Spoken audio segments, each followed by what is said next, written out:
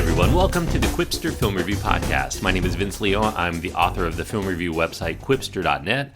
Thank you so much for joining me, and I hope that you enjoy this review. If you do, I do encourage you to go check out over 4,000 of my other reviews in written form at quipster.net. That's QWIPSTER.net. Don't forget, I also have a side podcast for films of the 1980s. It's called Around the World in 80s Movies, and you can find that any place where you're listening to this right now. Just do a search for that.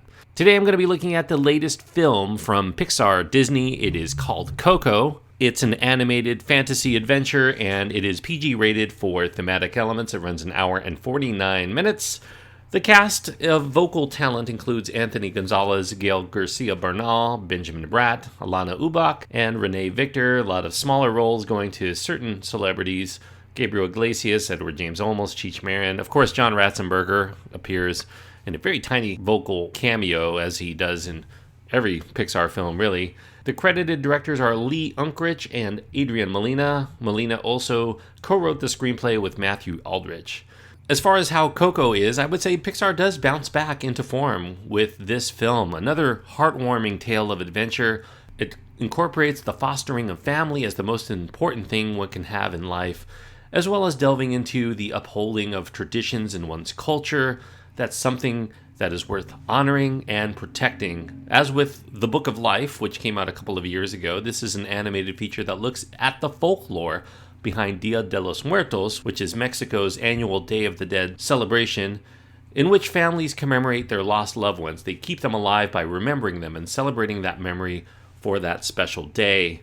Although the film is called Coco, the main character is actually Miguel. He's a 12-year-old Mexican boy who has big dreams of one day becoming famous as a musician, and much like the romantic, legendary guitar-playing movie star Ernesto de la Cruz. If only his family, shoemakers by trade, had not outright banned all music to ever be mentioned, much less played, due to Miguel's great-great-grandfather, who was a musician who walked out on the family, including his young, although she's now old, very old, daughter Coco, in order to pursue his musical career.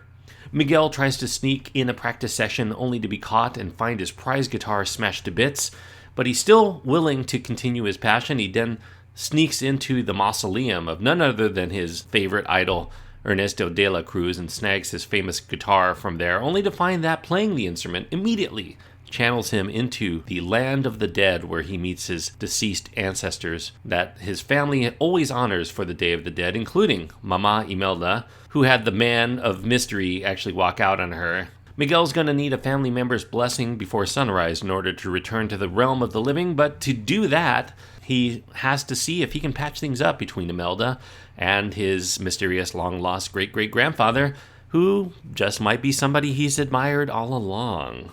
Now, as with other Pixar films, Coco is quite mesmerizing to look at. There's particular detail to 3D backdrops. The surroundings are all meticulously detailed. It is truly immersive. This is a tapestry of environments, if you will, especially when the action takes place while Miguel's traversing through the metropolis known as the Land of the Dead. Also of note in the visuals department is the design of the skeletal characters known as calacas. They're mostly comprised of skull heads and bones, but they're all conceptually distinct enough in their appearance to tell them apart, and the film offers an array of expressive personalities to further give these calacas each a uniqueness, despite their homogeneity in their core design.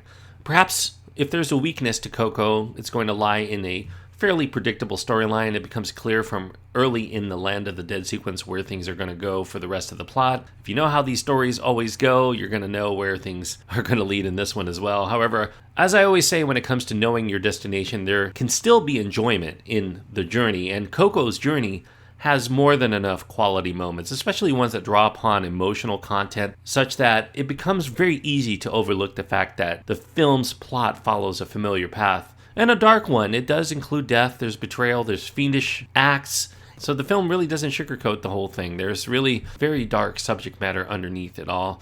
And many a tear is going to be shed among filmgoers as Coco reaches its very touching conclusion. And that means that despite familiarity, we enjoyed this particular family and we're invested in their plight. And that's thanks to the quality of these characterizations and some very good storytelling.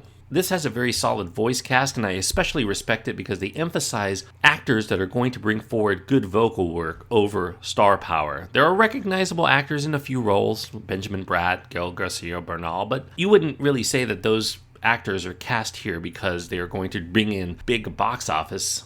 This is not a film that's really incorporating big name actors in order to sell the film commercially. There is a vibrant color scheme here, the outstanding visuals, as I mentioned. There are some tunes here, they're terrific, they're toe-tapping, and you'll enjoy them as well. And there is that very imaginative concept at its core. This is likely going to go down as a favorite Pixar film for many who follow the animation company's output religiously. Even if you're not somebody who follows on brand, if you're not somebody who watches every Pixar just because it's Pixar, this is still a beautiful film on many levels. And I will give this an easy recommendation for young, for old, everyone in between. If you have kids, if you don't have kids, I don't care. Coco is definitely one I would recommend very highly. Despite the fact there is that familiar storytelling, I'm going to give the film 4 stars. I think this is a film I would recommend to anyone. I don't care who you are. I think this is definitely well worth seeing in the theaters. Me and my wife and my daughter Lily went to the movie theaters. We watched it in 3D. It's hard to see through those 3D glasses when tears are shed, and I will admit, I am a very hard sell when it comes to films. I almost never cry, no matter how tear-jerky the film is, and it made me shed a tear. It works, and I think it works really well. So 4 stars goes to Coco. I really think that this is one of the finer films from Pixar in recent years. This and Inside Out shows they still have the magic. Thank you everyone for listening. I hope that you enjoyed this review of Coco. If you do go see the film and you want to tell me what you think, maybe you agree, maybe you disagree, you can let me know. You can find my contact information on my website. That's at quipster.net, QWIPSTER.net. For more of my podcasting work, as I mentioned, around the world in 80s movies. And you can also find me as the co-host of the In Session Film Podcast Extra Film segments. Go to InSessionFilm.com for more details on that. Trying to get back into the swing of things as far as getting some reviews on this show, at least while I can. It's going to be a very busy time for me in the very near future, so I'm going to try to get back into a regular schedule, but until then, it's going to be a little bit sporadic, but we'll settle in. I promise you that, and we'll keep going on the Quipster Film Review Podcast. Until then, thank you everyone for listening. I hope you enjoy your time. Anytime you get to go to the movies, and if you go see Coco, I'm going to bet you probably will.